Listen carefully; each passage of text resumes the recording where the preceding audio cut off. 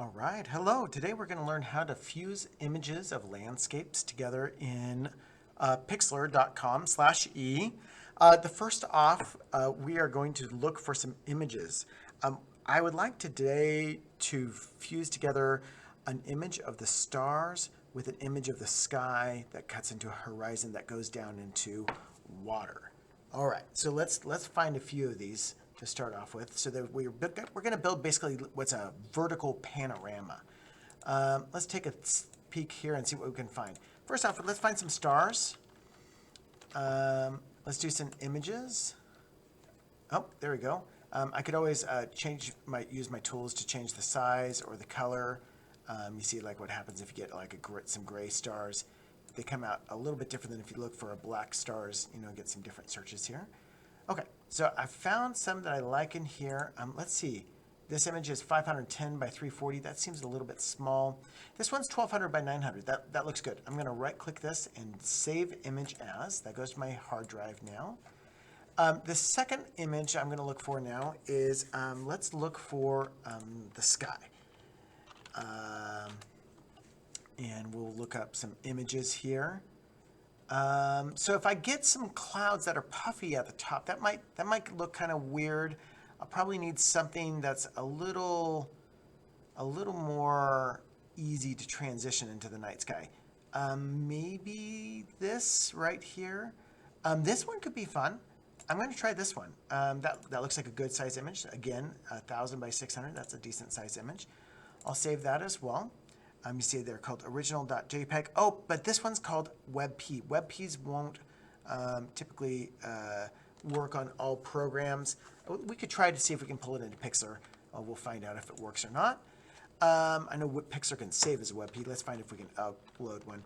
Lastly, let's look for, let's find some water. Let's go for an ocean. I really like, this one seems pretty good right here. Oh, again, 1200 by 675. That seems decent. I'll go save image as. Some strange names on there, but we'll find out if they work.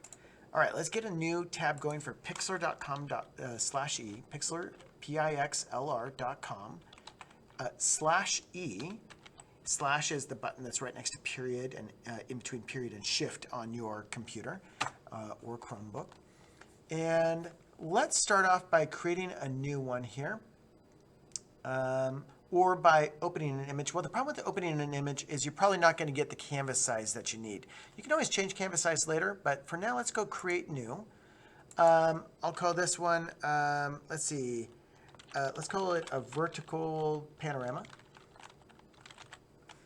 And let's make this pretty big. I'm going to go width. I don't think we had anything too wide. We can go a couple thousand there. Height, let's go maybe 4,000. See what we get. We don't need a background. I'll scroll down and I'll hit create here. Now I can start bringing in my images. Images, easy way to bring them in. The little plus sign over here, and then you go right to image. I'm just hovering over it. I didn't even click it. If you click it, you get this little menu as well. You can hit image here. Let me pull in the original, which was one of them. Okay, there's my stars. Let's get the next one here. So we had the stars, we had the sky. Oops, yes, and the WebP did come in. Nice. Okay, and lastly, let's get our ocean. Okay, so we have these three very different images, and our goal here is to see if we can fuse these together in a seamless way. Let's start off by chopping off the pre-existing sky that is on this image. So easy way to do that, I'm going to use a marquee box here. And I'm going to, let's see, make sure I'm on the correct layer here. I'm going to right click and rename my layers here. I'm going to call this one ocean. Okay. And this one here I'm going to call sky. And the last one here, I'm going to right click and we'll call this one space. That's just so I can keep track of my layers. Makes my life easier later on. And this is obviously in the reverse order of how we're seeing them vertically, but that is because the ocean is the front layer right now. So for example, if I took, oops, I made a little marquee box there. If I click this one, you'll see it's in front of the others, and then space is the one that's furthest behind. So we have top is ocean, then sky, then space, ocean, sky, space. If we reverse the order, we put the ocean on the bottom, the space on the top. Now space is the one that's in the foreground, then the sky, then the ocean. All right, So do we actually need to cut off the sky to make it go away? No, actually, we could just put this one right there in front of it. That is one way we could do it. We could make it a little bigger if we wanted to match the edges. Not necessary, because we can always crop these at the end. Okay, there you go. Now, there's something weird that's about this image. Okay, we replaced the horizon with a different image, but this is a pink sky and that is a really blue ocean. So what I might do is I'll go to my ocean layer here, and let me go to my adjustment, and let me change my, I got a few options: brightness, contrast, temperature, intent, hue and saturation, vibrance. Some of these can really change what this looks like. So let's see what happens if we change the hue and saturation in the water, for example.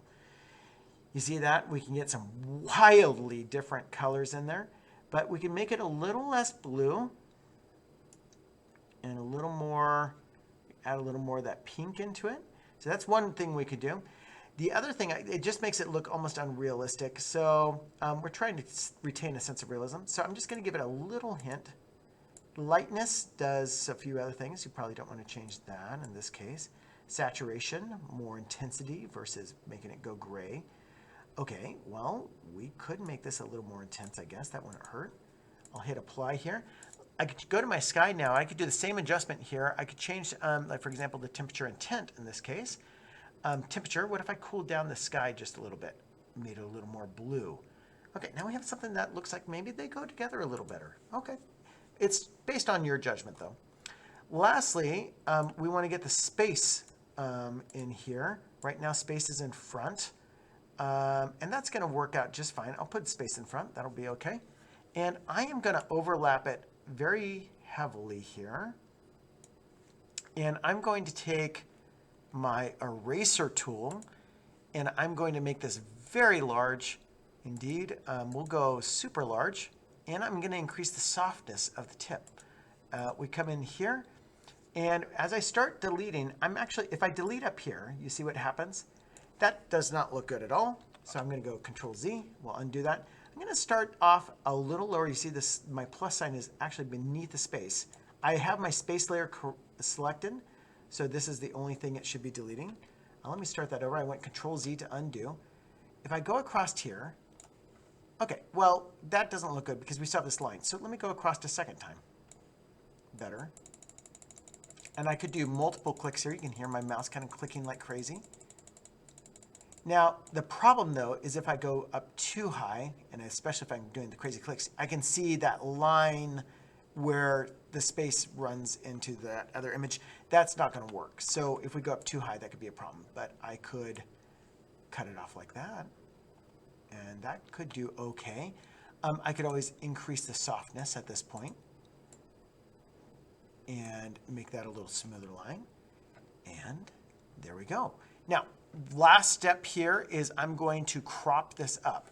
I have all these layers together. Do I actually need to squish the layers together, like right click and flatten the image, or merge the visible layers, or merge them down one on one? I don't actually need to do that because when I save this as a PNG or as a JPEG, it'll automatically do that for me. Over here, I'm going to use my cropping tool. If you are zoomed in and you click your cropping tool, you'll notice you don't see any of those lines. You need to be zoomed down. I'm using my mouse roll bar to do that, or two fingers swiped up and or down on a Chromebook.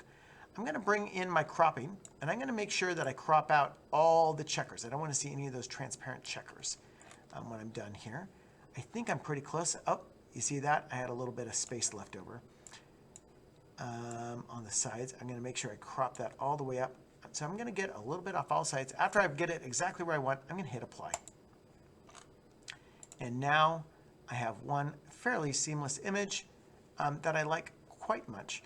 And I will go up to File, and I'll hit Save.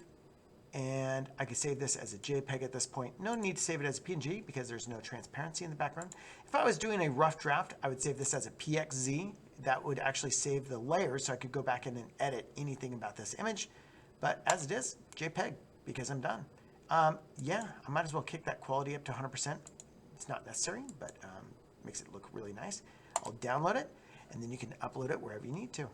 All right, I hope you had fun with that. That is how you can create a vertical panorama in pixlr.com/e. Hope you have a good day.